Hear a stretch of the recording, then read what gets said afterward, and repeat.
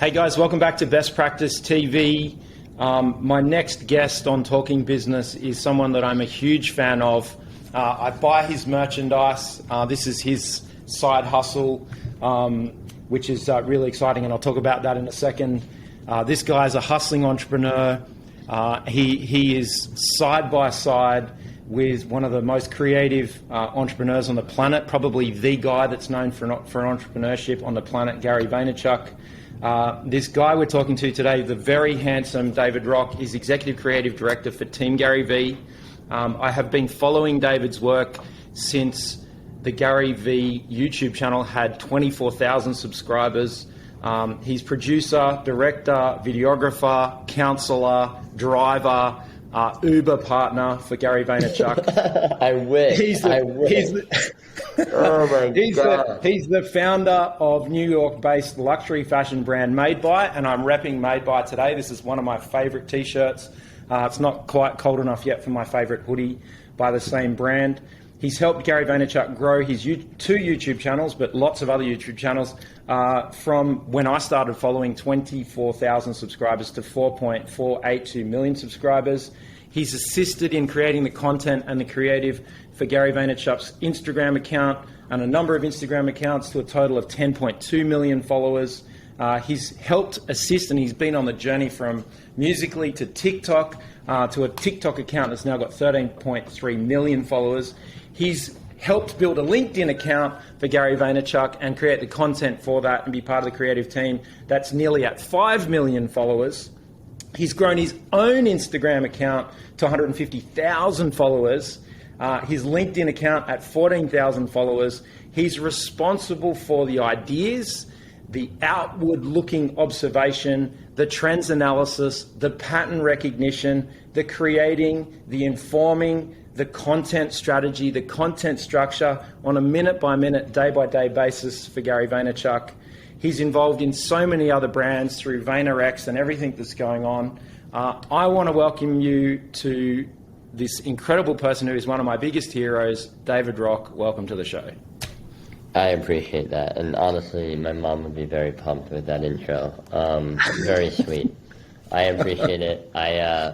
A lot of my roles are a little bit different now, as we've evolved, and I am proud to say that I have done something in each one of those things that you've mentioned. But yeah, I'm excited to be here. Thank you. You're so good, mate, and you're very humble, and I think the one thing that I want to explore a couple of deep things, because I think there's lots of great questions that you can get in terms of asking about how to create content. You were part of this incredible project, which was a 270-page slide deck. I remember. How to make 64 I love that you have it pieces printed out, by the way. Wild. It's a textbook. It's a textbook in this office. I'm not sure how many people know, but in 2020, right in the middle of the pandemic, this team here, and there's a couple of extra people because we've built a team. In 2020, we created 36,000 pieces of content. Hell yeah. Yeah, so we took, I spent some really amazing time with you, in Sydney, in London, and in New York, and I'm so grateful for that incredible experience right before COVID. And that was amazing. And I felt that the best way to give you back value was to do what you were saying we should do. And I think that, people can go on Google and watch lots of videos, and you can get that advice, from David. So I was keen to explore the world of the videographer behind the entrepreneur. I think that, there's a couple of things that, whilst it may be portrayed that Gary is incredible, and he is incredible, he's absolutely incredible, don't get me wrong, but he is the leader of a team, and, he's steering a very big ship.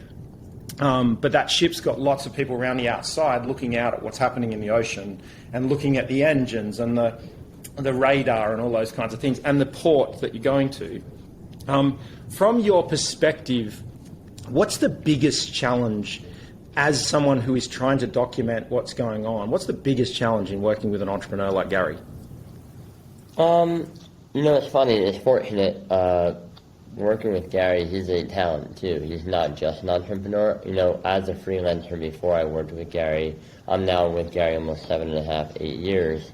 I worked with a lot of other talent that wasn't Gary Vaynerchuk. And the reason why I stayed, the reason why I got interested was because Gary is something special. He's a real talent. Again, like, he can hop in front of a camera and he knows exactly what to do. I think the only thing that I've kind of like looked back in retrospective that's a little bit tough is like I haven't gotten to really flex a lot of my producer muscles or my director muscles because Gary is self-contained of like he knows exactly what he wants to say, he knows how it wants to look, he knows how everything like should come across.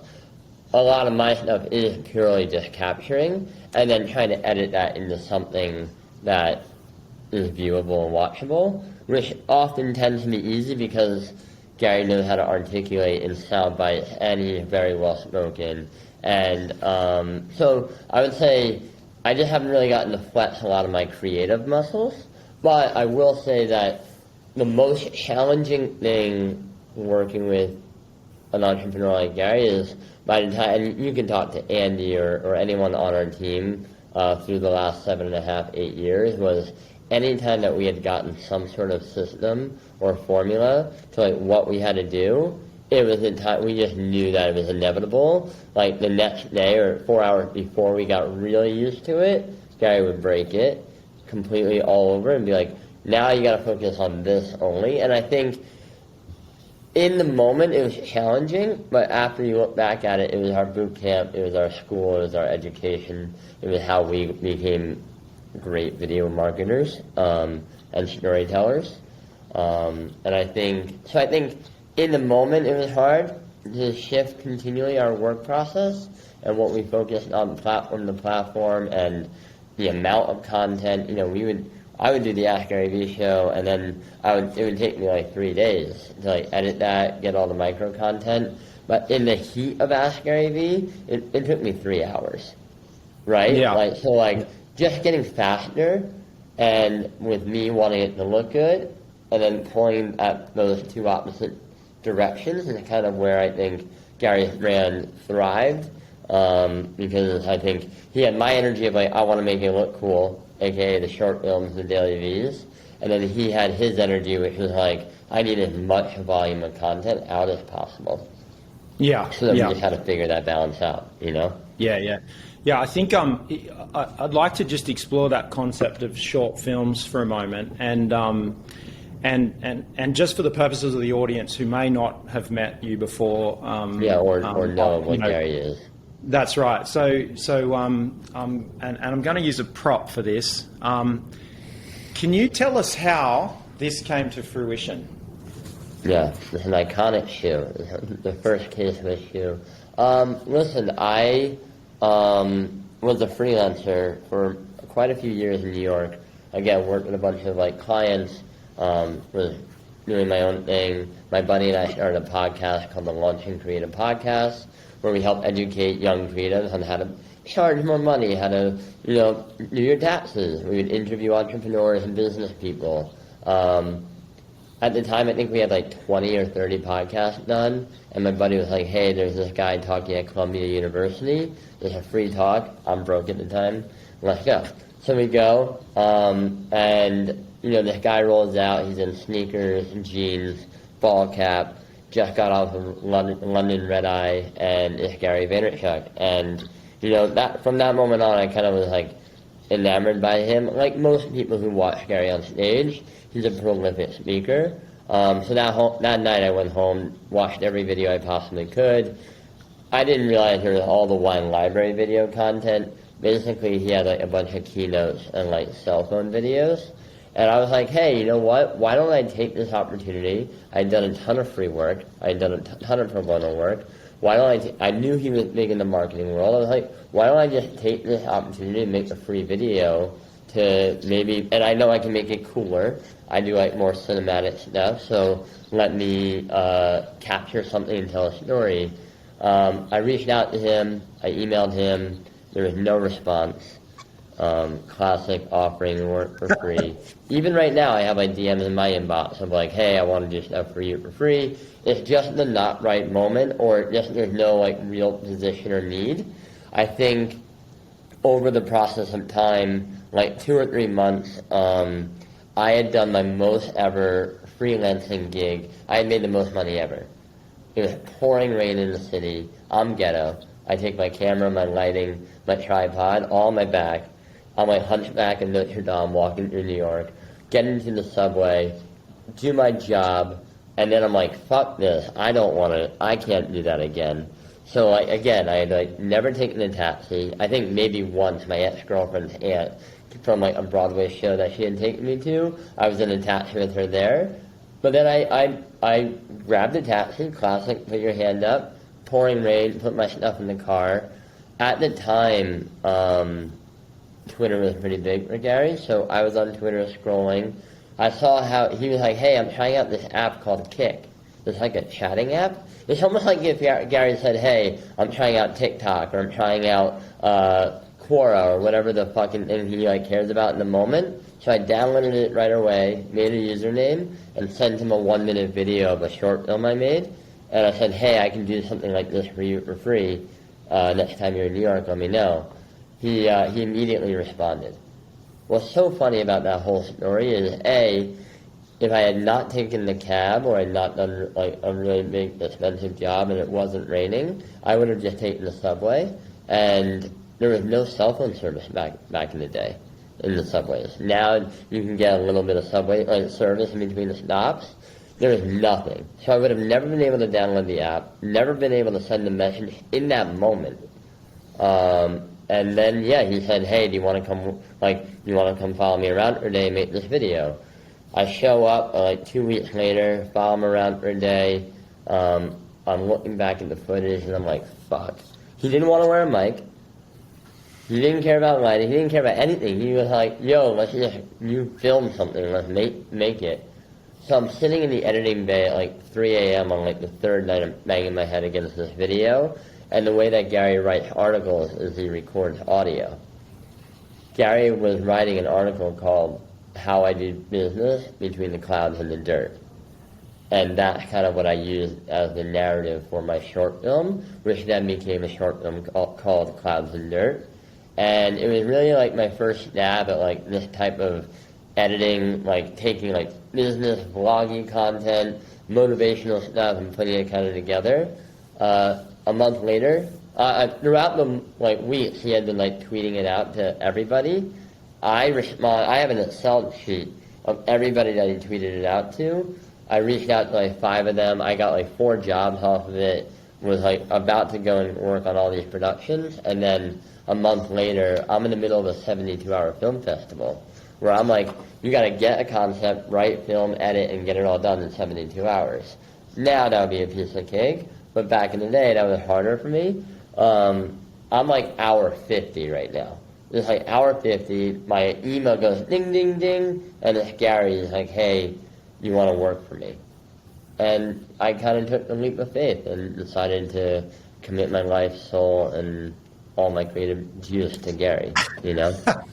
And look, I think the one thing I want to really give you credit for, which I don't think gets talked about, but, well, maybe it gets talked about, but it takes a lot to observe this, which is when you watch someone so closely, like you're trolling Twitter, you see a post, try this app, and then you move across and see that, and you're right at the coalface. You know, when we talk about coalface, that's a mining term. You're right at the place where the value is being dug out of the ground. Mm-hmm. That if you're watching this interview and you're listening to this conversation, it's important to be spending time. Now, whether that time is planned time or unplanned time, like your time in the taxi, it's very important to be going to the coalface and doing the mining.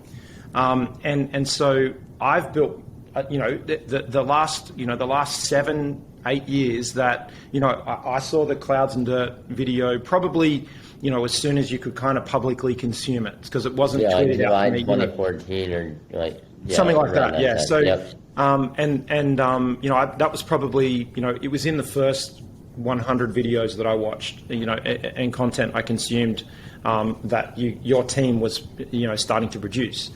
And so I think the message that I want to convey to people is and this is whether you're a content creator, whether you're a marketing person, whether you're in business, but business generally, you've got to be doing strategy work and you've got to be doing research. And I think it's too easy to fall into the pattern of process and not go and do the digging for gold and looking for the gold nuggets. And well, I think you're hitting on a very important part, which is initiative. I think a lot of people struggle with they say no before they say yes. And Gary talks about this a lot, and I'll often echo him because my brain is wired because I've watched and edited so much footage of him.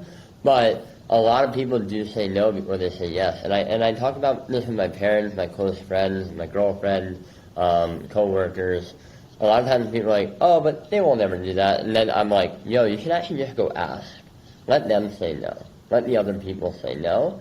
And by the way, I did ask Gary. I emailed him twice. I tweeted him a bunch of times. And I knew there was a need. I looked at his channel, I was researching. There wasn't anything like cool or cinematic.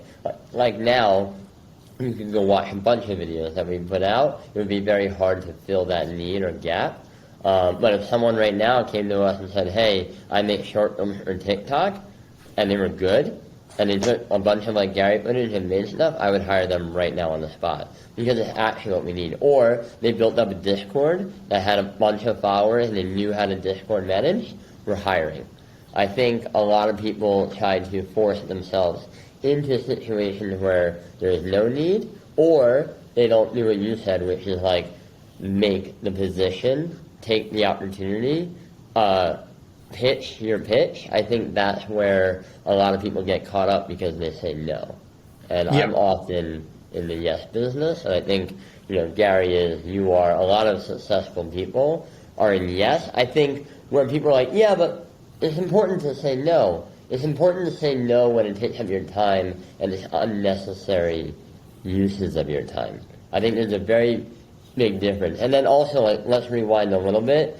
Me offering my video for free, my service for free, was not just me saying, hey, I want to work for you for free, and he puts me in golden hang. Like, I'm just like stuck there, like he has expectations. It's strategic. Here's a video that I will make for you for free. Often people get caught up in free work, and they are not doing the thing that they want to do in the free work, thus not being happy, not being able to fulfill their purpose, right? And again, like, I'm kind of like writing a book right now on how to get your dream job and work for free.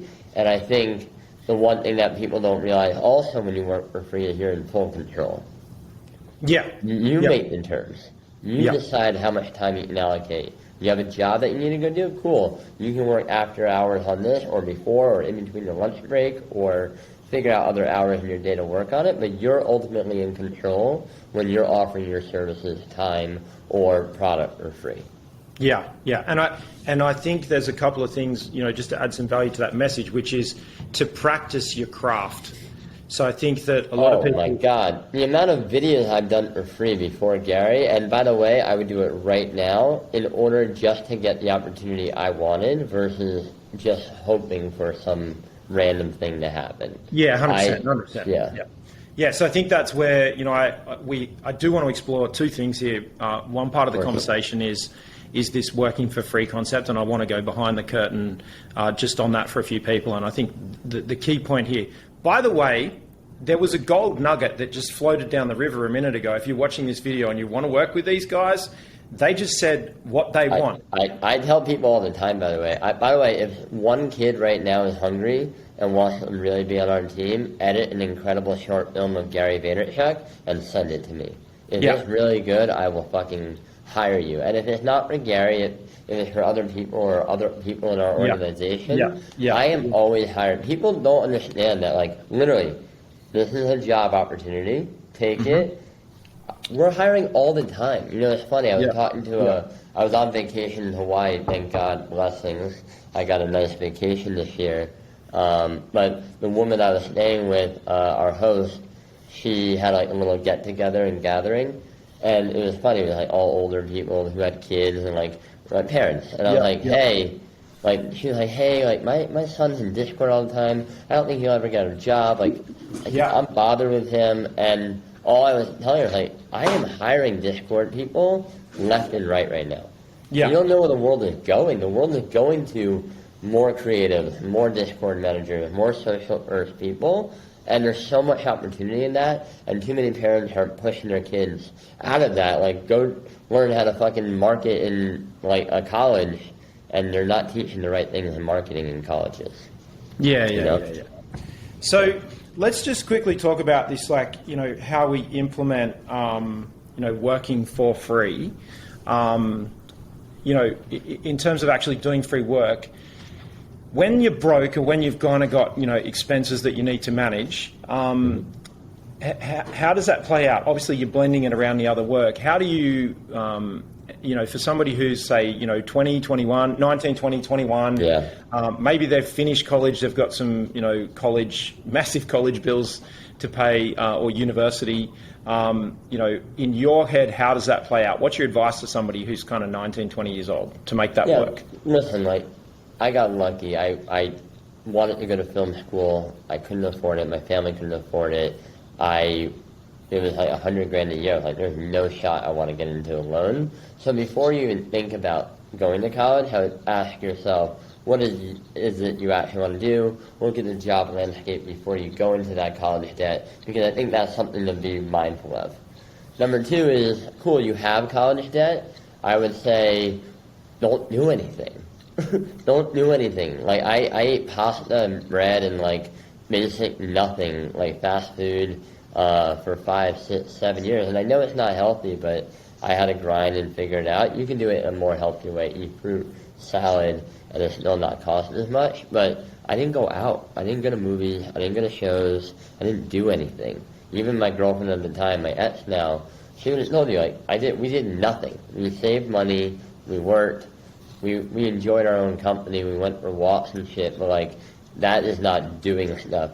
People want to say they have college debt, and then they go to Coachella or concerts or movies, or they go out with their buddies and drink. Like, I didn't do anything. I worked. I focused on that. That's how you do it. And then also, like, downsizing. Like, look at where you're living. See if you can go. I lived with, like, 2, 3 random people. Like, did it, hustled. I lived in a living room at one point, you know, like, I lived in my sister's basement in Staten Island, took a bus into the city, took a train to Long Island, did that an hour and a half, 2 hours each way, just to have, like, a wedding video editing job, just to get more work in my portfolio, you know? Yeah, 100%. Look, you know, I'm 47. And while I was doing that, I worked at Best Buy. Like, just, like, I did random things all the time that you try to. There's always a way to do it. I think you got to audit your time and what you're spending your time and your money on. Absolutely. And look, I'm 47 years old and arguably successful. I still eat pasta. I still hustle. 100%. I still don't do anything. It's because I love the process. For me, my life is my work. And I think that we get caught up in this kind of, you know, we talk about, you know, if you love what you do, you'll enjoy every day. It's because the going out and the fun and all that kind of stuff, that's work. You know, like yesterday for me, it was 2 a.m. through to 9 o'clock last night. That was my work day yesterday. I loved every single minute. I'm absolutely exhausted, but I've woken up this morning energized. Like, look at what we're doing right now. We're having this great conversation, and for me, this is the process. So, you know, they talk about the new rich, where, you know, Levi's jeans, sneakers, and a t-shirt, and the new poor have Gucci. Steve Jobs wore one color and didn't think about it. But, like, people are caught up in, like, buying sneakers and cool things and look cool, but they're not, like, doing the work to actually get them there. You know? Yeah, that's right. It's wild. Like, so, even now, I'm very conservative with my money. I don't really spend on, like, I'm having a little bit more freedom because I invested pretty good over the last few years. That's what I do with my money. I save my money, and then you want to have money, you save it. 100%. And then I was able to invest a lot. So now, like, I'm enjoying my 30-year-old, like, time in New York. But, again, like, I'm still being conscious of, like, what I'm spending my money and, most importantly, my time on. Yeah, perfect. And I think that's an important aspect in terms of who you're spending your time with and on. Talk to me about patience. Talk to me about being patient. Yeah, it's funny. Gary called me right before Christmas, and he was like, hey, like, a good thing for my career, And I was just like, after we hung up, I said thank you. I texted him, love you. And then I was also like, wow, ... that patience shit, it really works, huh? And he laughed and he said, more than you know. And I think even now, every day, I still want more. I still want to accomplish more. I still feel like I'm not in the most perfect spot with my career. I feel like I have things I want to do. And it's just like all this logistical stuff. So it's very hard to be patient. No matter where you are in life, you're always going to want something more, something next. I think the patience thing, it's funny. I had a conversation yesterday with this lovely gal on her podcast, and I was telling her, like, what I do, a financial side for myself is like, cool, I'm with Gary 8 years, right? Think about how much we did. Like, we put out 3 books, we had a bunch of sneakers, put out so much content. A lot's happened in the last 8 years of my life. And if I was to tell my 23-year-old self when I first started, hey, look back 8 years from then, I was 15 years old. So much happened between the age of 15 and 23. So I always play that game of like, cool, how long have I been doing something? And then play the reverse back and then see where I was in life. And just think about how much time you have. But also, like, long term, for me, it was very easy. I want to be Steven Spielberg. I want to make the next Harry Potter. I want to come up with children's cartoons. These are all things I've always wanted to do. And so then once I found my partner in crime, someone who I knew also was interested in that, it became very easy for me to be like, hey, I'm not going to listen. People were telling me not to work with Gary. Who is he? Most people didn't even believe in him. People on my team were like, this is out of control, we're leaving. People, even now in our agency, are like, what do we do? Like, people will always tell you other things of what to do and what not to do. You really got to just kind of like laser focus in on what you find important. And I think a lot of times the reason why people have lack of patience is they want other things. And of course, Gary says this all the time, but they want other things to impress people they don't even like. Yeah. And if you can remove that, and for me it was very easy. I grew up with nothing, so I always wanted more, but I always knew like what I could afford at certain points. And I think if you can build on that, I think that's how you can start to become more patient. Yeah. And so how can we overlay tenacity? Talk to me about tenacity. Yeah, I mean, tenacity is what? Is that a little bit different than hard work? Like, tenacity is like the energy behind it? How would you describe tenacity? So let's talk to me about getting a no from Gary about doing DailyVee. Oh yeah, I mean, tenacity is just believing in something that you want to do then and like going after it. Listen, the no for Gary on DailyVee was funny because we had been doing Ask Gary Vee all the time. I started to get bored. I was like, you know what, I want to make more films again. So I started then like mashing up a bunch of the audio from keynotes and Ask Gary Vee's. I was like, this is cool, this sounds good, but it didn't look good. So like, Gary, remember back in the day when I first followed you? Like that one day and I got some cool B-roll? I'm going to start doing that again. So I started following him like here and there, like when he was leaving the office, him in a business meeting. And that's when I started to really understand who Gary was as a business leader. Because I had only known him as the guy who we did Ask Gary Vee for, and then he would be off and leave and run his company, and I would just go edit that content. And so then I started, wait a minute, actually how you roll is interesting. I like how you interact with people. I like how I like what you do. I think you're fascinating. And then around that time, Casey Neistat, who's another vlogger, YouTuber, started to vlog every day on YouTube, or Snapchat first, moved it over to YouTube, and he started to explode. And I'm like, Gary, we have to do this. And he's like, yeah, but I'm not like a vlogger. I don't do that. I'm like, I'll film you. And he's like, you know, you're a grown man, like a grown man behind me. And just like, that's douchey, it's weird. It is. I remember like when we first started, it was like weird to walk into restaurants and like, because I would follow him everywhere. And so then one day, like throughout the years, he had also asked me to film his basketball games at like 5 a.m. And I lived in Queens at the time. I had to wake up at 4 to wake up to go film this basketball game at 5 until like 8 o'clock. And then I had to do a whole work day ahead of me. I was like, this is uninteresting. I did that quite a few times, and then I just kind of got fed up with like him saying no, and I kind of said, you know what, I'm gonna just follow him around. So I filmed the basketball game one morning, like every other time that he asked me to, and then I had access to his calendar, and I just showed up at the next location. I was like, hey, I'm filming you, and he's like, okay. And then that was episode 1 of DailyVee. And then after I put that together, after like 4 days of editing, he had to watch it and review it, and he's like, wow, we need to do this. And that's kind of like the beginning process of it. Yeah. I think that's a lot to do. I think tenacity has a lot to do with initiative and vision and what you want to do. Like, I knew I didn't want to sit behind a desk and edit content all day. That's just not who I was. I needed to be action. I needed to be moving. And so I ended up making up my own career.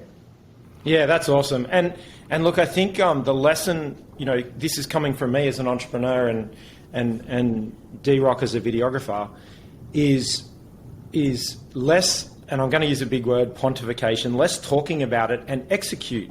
So if you've got a good idea and you want to back yourself on that good idea, and that example of starting DailyVee, which has, I know Casey kind of set the charge and it blew up. And a bunch of other YouTube like families and bloggers and stuff. But we are definitely one of the first documentators. Absolutely. But again, with the Kanye doc coming out, with the Biggie documentary that kind of came out, you saw there was always these videographers that were always documenting people's lives. I think the way that we did it, we rapidly put it out quickly. And the biggest, sorry, I want you to finish your point. No. I think. Well, I think you're on the right track. I think what we want to see as entrepreneurs from our team is we want to see the evidence. Like, you're going to get a no if you've got a great idea and you come to the entrepreneur, because we've just talked about it in this conversation. Most people go to no first. I'm guilty of that all the time. I'm like, no, But yeah, I'm sure if I asked the 2 people behind the camera right now have they offered you to do something, you might, I'm not really in the mood, and it could be that day or it could just be that process. It doesn't mean that you're saying no, but you've definitely done it. And by the way, it's very hard to give that advice because a lot of entrepreneurs and a lot of business people are the same, and they don't say yes. And a lot of people will say no. Absolutely. Absolutely. So a faster way to get a yes is to go do it and then beg for forgiveness. And so 100%. In the instance that we're talking about here with DailyVee, which blew up, and I found it amazing. I have so many friends that use that DailyVee, even old episodes, to give themselves some inspiration when they're dragging themselves through hell going to work every day. They will listen to that in the car. I'll occasionally put on episode 14. It's one of my favorite episodes. I go back and listen to it once in a while. Listen, I think it's really cool to have put out a cool body of work like that. But yes, the advice that you're saying is a lot of times, and by the way, this is for every aspect of your life, right? Even for me, in the beginning of COVID, I looked at myself. I was like, am I working on the things that I want to accomplish? The made by fashion brand, the writing of the book I want to do, and the answer was no.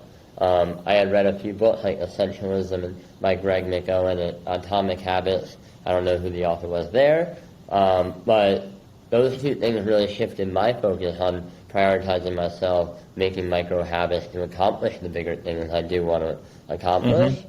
But in entrepreneurship, being an entrepreneur, being entrepreneurial or having entrepreneurial tendencies while you have a job, having it, taking initiative, dying on your own sword, trying things, is the only religion we have. And I think Gary makes it very safe for people like me to do that. Yeah. But also, he's going to say no. And now we're all in a funny place on our team. It's kind of let's do everything. Yeah. And whatever doesn't work, doesn't work. We have launched so many different shows. Ask Gary Vee, DailyVee, Tea with Gary Vee, Interrupted by Gary Vee's failed, Brown Paper Bags failed. There's so many other shows and things that we put out that we saw the feedback and it was no, Yeah. And I think we're very good at just doing it and let the audience kind of tell us, it's kind of not interesting to us. It's so, beg for forgiveness. If you've got a great idea, and this is for you guys here in the studio with me too, if you've got this great idea and it's kind of not working. You've got to be tenacious. You've got to use that tenacity to kind of go, I'm actually going to test this idea. Things are going to take time. The first up might fail, but if you know it's a good idea and you're destined, and this is how businesses start, or you start a business inside a business, or you're in, as we just touched on that term, intrapreneur.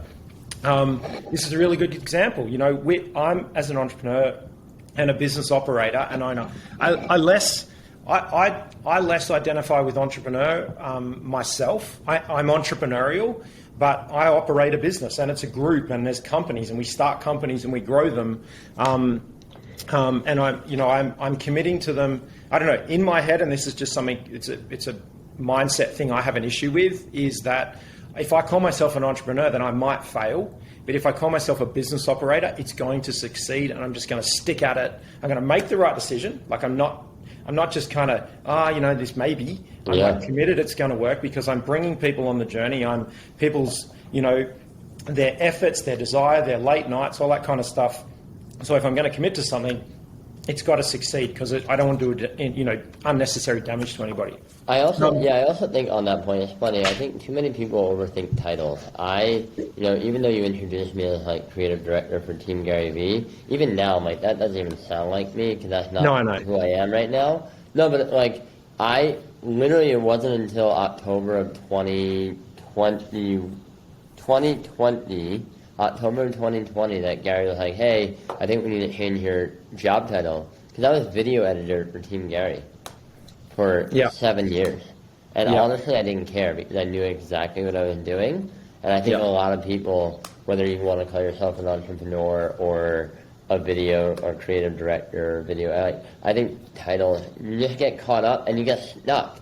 I think too many people stick themselves in a corner of like, oh, I'm this, so I don't do that. And I think the more people that take on different things that they do, you become a better professional in the workplace, because you can do a wide variety of things, and then B, like, ultimately your results will show in the end.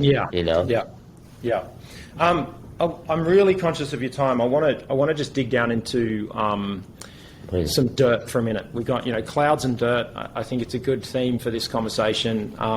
And just to bring some value to people who maybe are reluctant, they're reluctant to do something because they want it to be great. They're chasing quality over quantity. I'm very much a quantity over quality person. 36,000 pieces of content in 2020 was a massive undertaking, and we learnt a lot. Because by the way, because you've done so much. Because you put out so much, you learn so much faster. 100% practice. Perfect. One of my kayaking coaches says perfect practice makes perfect. 100%. I want to just go to I want to go right down in the dirt and jump straight to the Fuck Monday video. And what it was a great video. It went really well. What I want to investigate here is, and I want to get your views on micro moments. Yeah. And that micro moment.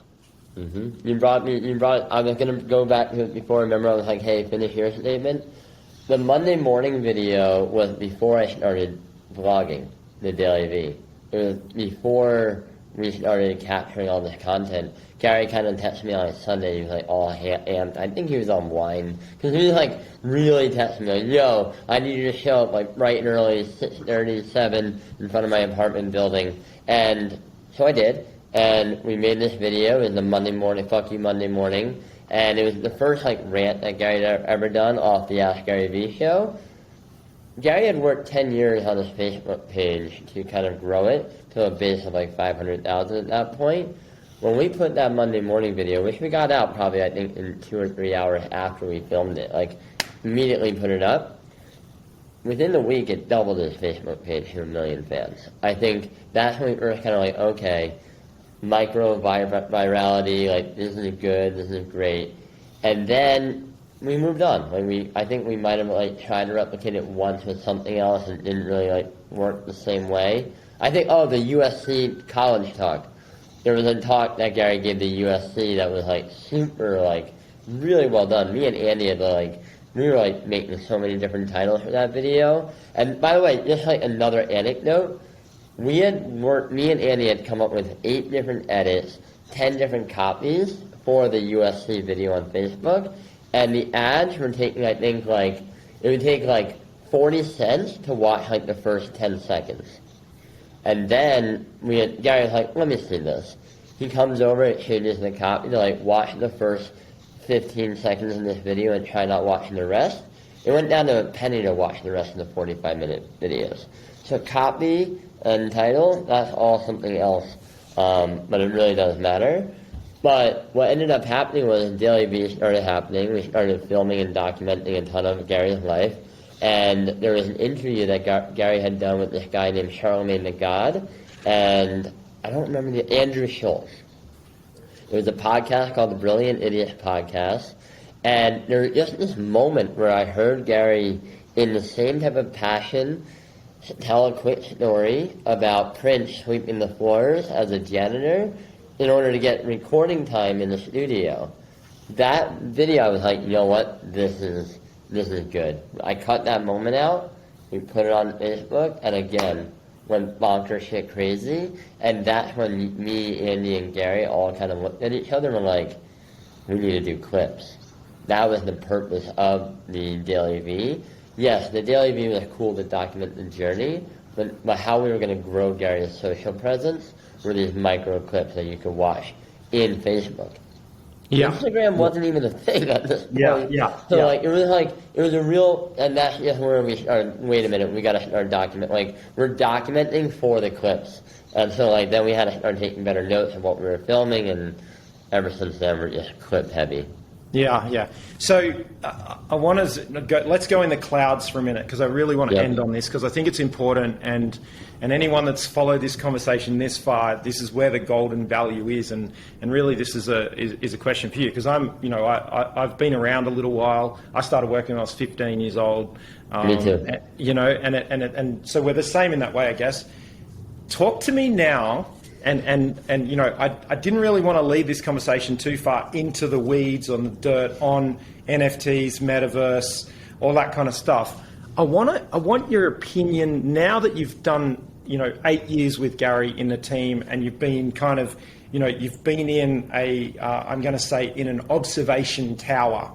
I've been to the office in Hudson Yards. I assume you're somewhere still there, or moved. Yep. There we go. Look at that. Amazing. Big old fancy city views. Yep. Yeah, that's right. So, the offices are incredible. But I want to get your views on pattern recognition. Tell me about pattern recognition.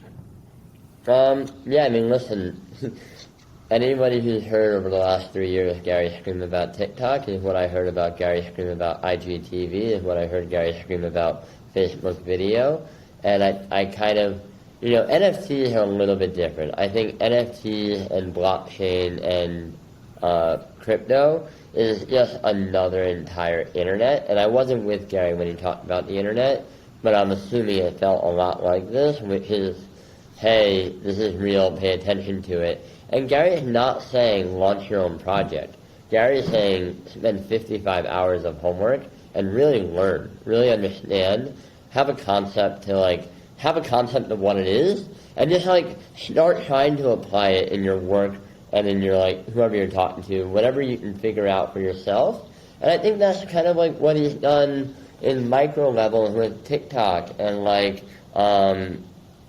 IGTV and Snapchat and Facebook video is hey, there's a moment in time where there's a land grab because a lot of people are not doing it or taking initiative, or right now a lot of people are doing it, but they're doing a lot of bullshit projects. And I think these are moments right now that just pay attention and learn. And I have done a poor job taking advantage of TikTok, even though I should have, with all the videos I've made over the last year. I should have been doubling down on that, but I just didn't. But right now is a big moment and a big opportunity for people to grow a different type of audience, a business, different ways. I'm only thinking about my merchandise branding as how do I make NFTs that will value my customers? And so that's just a different way to think. You don't think about that 18 months ago before CryptoPunks or Beeple sold as a piece of art, right? I think they're just moments in time. And listen, I think a lot of people are hasty to launch something right now because they think they're going to miss out. They might miss out on the initial big bags that are happening, but like influencers, there's going to be a long tail to NFTs. Like, you can still find influencers making great money right now off of IG, like off of Instagram and Facebook. Like, people are still making money off of that, and that's now going 7-8 years.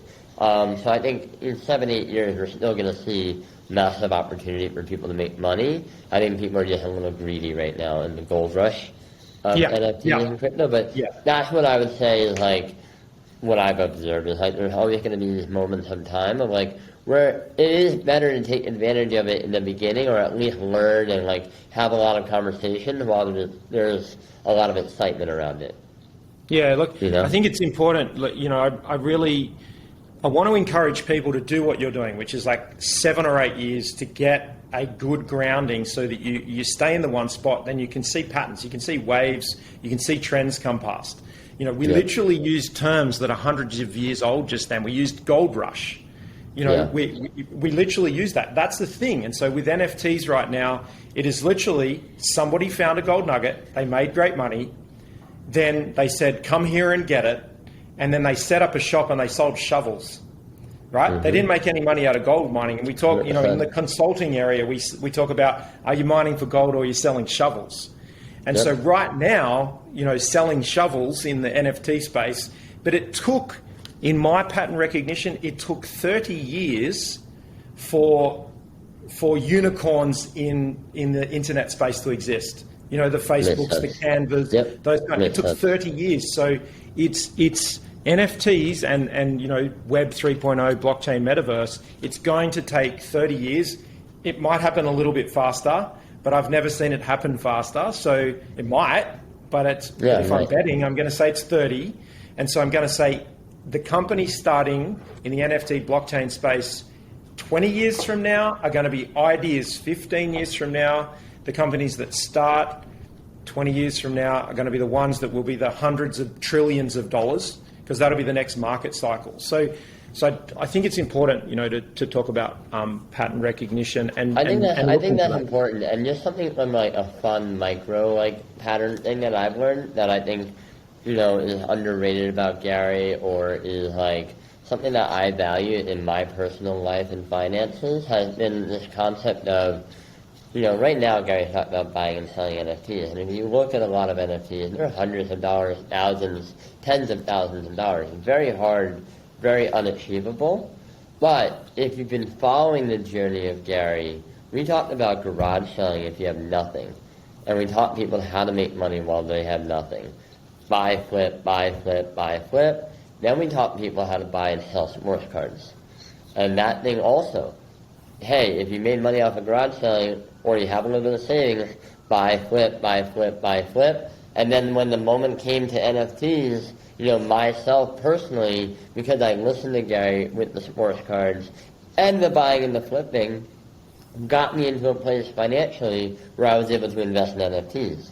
I think that's super underrated, and if you really rewind that and look back at the education that we're trying to give, if you have nothing, I can take this and go sell this for $18 and do that 100 times at different random objects around the house until I have $300, then go buy and sell a sports card, and then go buy and sell an NFT. I think that's just a fun learning thing that I think a lot of people don't think about.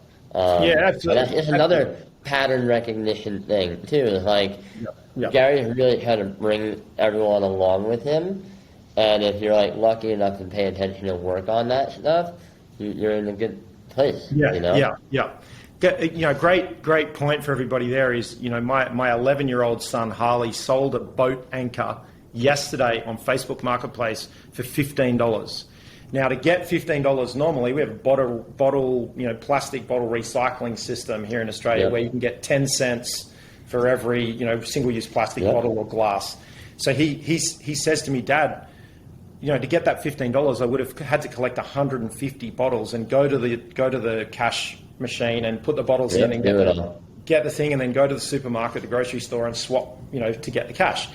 And he's like, Dad, this is amazing. So now he gets on Facebook Marketplace, he looks at sold. So I think the one thing we fail to do is and I fall into this trap, we're looking at it as if we're a buyer, we're seeing all the asking prices. Yep. We're not looking at what the completed, so if you go to eBay and look at completed sales, sold items. So look, I'm conscious of time, and I really, I love hanging out with you. I have a question for you. If you could get inside my head, and ask me any question, nothing's off limits, what would it be? When did you realize you were happy? I think I realized when I was 15 years old, and I realized that I could influence people. I worked in a little corner store. It was a little village. It was on a river, and we had fishing boats, and we would hire fishing boats. We would sell fishing lines and fishing rods and poles, and people would come down for the day, and they go, right, I'm going to hire this boat. I'm going to go up the river. And then people would come in on their yachts and tie up to the wharf and buy a newspaper and milk and a coffee and here in Australia we have meat pies. I love meat pies in Australia. And we had great meat pies and that we were just the classic little country village store. I realized that I could make people happy by putting a smile on my face. I was, excited to see somebody different. I go, hey, handsome, hey, good looking. It's great to see you today. How's your day going? Your boat's looking amazing. How good is it being here in paradise? It's raining, it's flooding, it's horrible. How good is it in paradise? It's just so good to look out. And some days you see the mist and I think I realized I could make people happy, and making people happy makes me happy. And I'm like everybody. I've got my own demons and that kind of stuff. And I think that the more now that I spend time with people like you, for example, it was a no-brainer for me. It was like when Michael Lane said, "Hey, we're going to put on this event, and we're going to hang out with D-Rock and Gary and those guys, and we're going to do that all over the world." I was in, it was a no-brainer. Yeah. I got so much value from, it was fun. That's exactly right. And, I could have looked at the money and I could have said, I got to fly, I got to go to 3 countries, and it's going to kill me.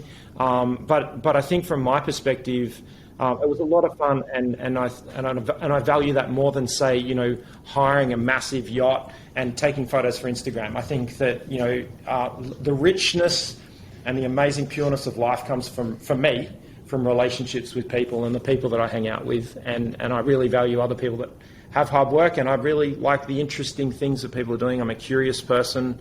So I think stay curious, test yourself to see if you can make people smile. And I think if you can bring value to the world, I think that's amazing. So, hey, I'm so grateful for having spent some amazing time with you again. By the way, that was a lovely answer, and I appreciate it. Thank you. You're very welcome, and I really appreciate your time. And say hi to the team for me. Tell them that we've done what we were told, and it's working. I wanted to be the proof case that it was really important to me to prove that, you guys knew it was going to work, and that it works. But I wanted to be... It's inevitable, right? When you put out stuff into the world, if you're continually putting it out at a steady pace, like going to the gym or like anything else in life that you do with consistency, there will be results. And I think the results will often show if it's a good product or a shitty product, and you obviously are trying to put out the right thing and trying to help people and have the good intent and love people as much as I think Gary and I and all the other people that we work with. So I think that does play out too, and I think a lot of people are a little scared because they know they might not have the best intent. But again, you went and did it, and you learned, and I'm sure you learned a lot. Absolutely. So 2 questions. Where can people find you? What's coming for Made By? 3 questions. Where can people find you? What's coming for Made By? And when's the book coming out? People can find me on Instagram at DRock or on Twitter. Twitter is my favorite platform, David Rock NYC. Made By, I'm doing the Beeple and the Gary and the Kobe Savant message and just putting it out there. I think those are a real prototype to kind of I wanted to put out some motivational things. And what I realized was I'm not a fashion designer. I was just I put quotes on a hoodie or a shirt, and I was happy with them, and it was a positive message. And so I'm kind of putting myself through fashion school by just being a person of the dirt and just designing something every single day and putting it out there. That's what my goal is. Design something in 20 minutes, get it out, publish it.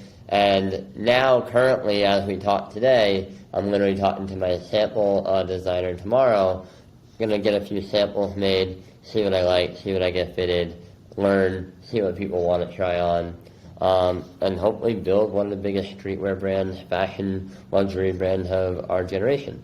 Number 2 or 3, what was the third question?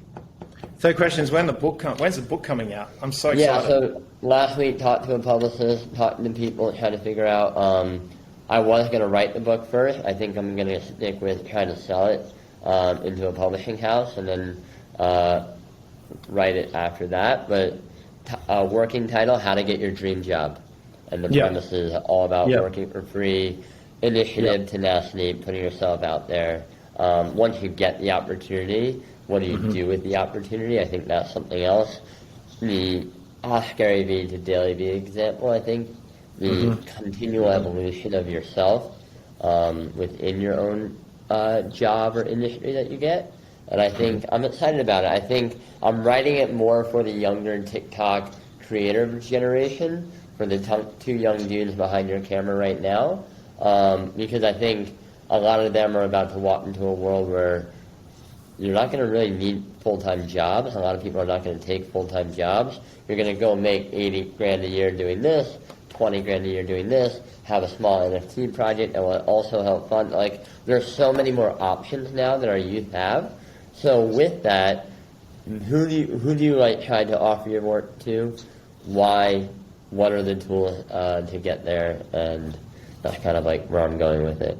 Yeah, that's awesome. And I think we've been running essentially that program. We took your ideas for interns and we took your ideas for everything that you trained us to do, and we've implemented with our nuances on it.